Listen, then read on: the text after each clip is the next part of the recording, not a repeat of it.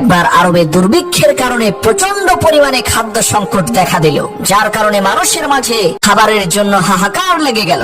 এমন সময় হযরত উসমান গনি রাদিয়াল্লাহু তাআলা আনহুর 1000 মণ গমের একটি চালান বিদেশ থেকে মদিনায় পৌঁছালো। তৎকালীন আরবের বড় বড় কয়েকজন ব্যবসায়ী হযরত উসমানের কাছে যেয়ে বলল, হুজুর, দুর্দশা পীড়িত অসহায় মানুষের কষ্ট দূর করার জন্য আপনার সমস্ত গম আমরা 50% লাভে কিনে নিতে চাই। এর মানে হলো, যদি আপনার গমের দাম 100 টাকা হয়, তাহলে আমরা সেই গমের দাম 150 টাকা দেব। তাদের এই কথা শুনে হযরত উসমান বললেন, তোমরা যদি আমাকে এই গমের দাম 1000 গুণ বাড়িয়ে দাও, অর্থাৎ গমের দাম যদি 100 টাকা হয়, আমাকে 1 লক্ষ টাকা দিতে হবে, তাহলে আমি তোমাদের কাছে গম বিক্রি করতে রাজি আছি। কারণ একজন আমাকে এই গমের দাম 700 গুণ বাড়িয়ে দিতে চেয়েছে, অর্থাৎ আমার গমের দাম যদি 100 টাকা হয়, তাহলে সে আমাকে 70,000 টাকা দেবে। হযরত উসমানের এই কথা